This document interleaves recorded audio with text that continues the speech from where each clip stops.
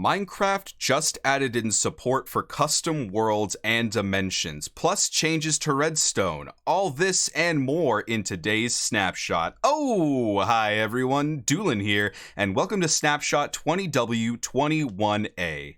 As you can see underneath me, we are in a custom floating giant spruce taiga biome.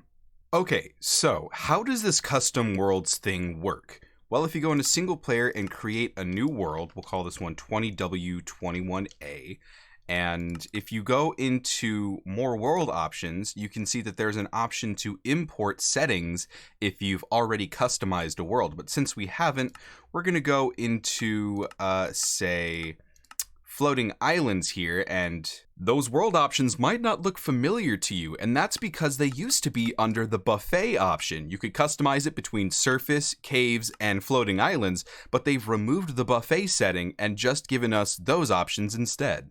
But in this snapshot, it is now its own thing along with caves, so we'll go into floating islands, customize it to say, I don't know, a giant spruce taiga, and then we'll hit done. Structures are on, bonus chest off, all that good stuff, and we can create a new world from there.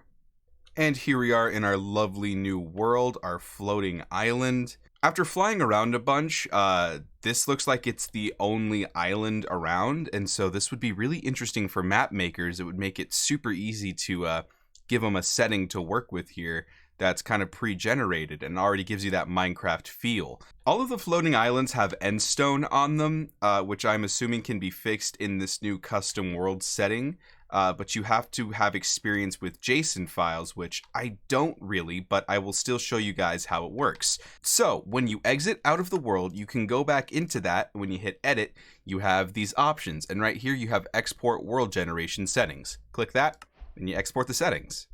So here we are in my .minecraft folder. Let's go into my saves, and you can see this is the world that we have. And then right here are the world gen settings that we just exported in a JSON file. So you can mess around with them and customize them to your heart's content. And then when you're done with the settings, you can go into single player, create new world, and then you can import those settings into a new world. This single-handedly takes what they were doing in the April Fool's snapshot and kind of actually puts it in Minecraft to a certain extent. You can now mess around with custom worlds and dimensions. A bunch of these new parameters are exposed, but they are marked as experimental, so that means that you can play with them, but please note this is subject to change for the next few weeks. And probably up until 1.16 comes out, and maybe even beyond. This is an interesting feature to say the least, though. What do you guys think?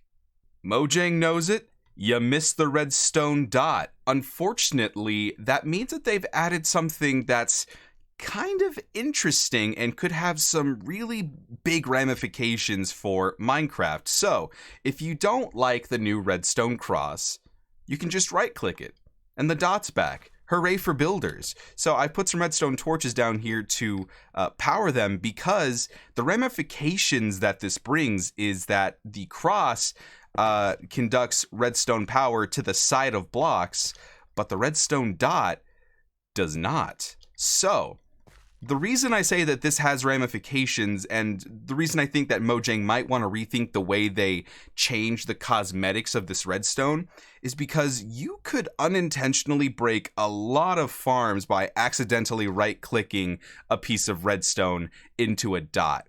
You know, I personally really like this change, especially as a builder. I really like being able to say, nah, I just want it to look cosmetic. But you know, I don't know. I'm not much of a redstoner. If you are, please feel free to let me know how you feel about this change in the comments. Maybe it's something I have to get used to. It's definitely going to implement some new changes to the way redstone works moving forward with Minecraft. I do want to note, though, that if you change the dot into, say, a line, then it works the same. But once you remove that power, then it reverts back into the cross. So do with that information what you will. Just know that this is probably going to be a big thing in the future. As you can see here, Mojang got a new logo. Mojang have added in a new disable multiplayer command line option, which grays out the multiplayer button, won't let you click it, and a new disable chat command line option, which disables chat completely. This is probably safety parameters for kids who are playing Minecraft, a precaution for the parents. Want to make sure you keep them kiddos safe online. Just a heads up, if you're creating flat worlds in this snapshot, they've temporarily removed structure settings from flat level preset strings, but you can use the new import and export settings as a workaround. When fishing, lily pads are now considered junk instead of treasures, so if you still want to do those cheaty ol' AFK farms, then you can still get lily pads from them. And we've been waiting for this change because I don't always need treasure, but I always need lily pads. You'll never be junk to me, lily pads. There's a new optional argument to the spread players command that allows you to choose a specific height. And speaking of commands, the /locate command now has all of the options in lowercase. Not a big deal, but something to note. So there was a bug that zombies wouldn't pursue something if it got right next to it, but as you can clearly see, that's been fixed. Most of the bugs that were changed were changes to subtitles, so if you're interested in those, I will link it in the description and you can read the full article.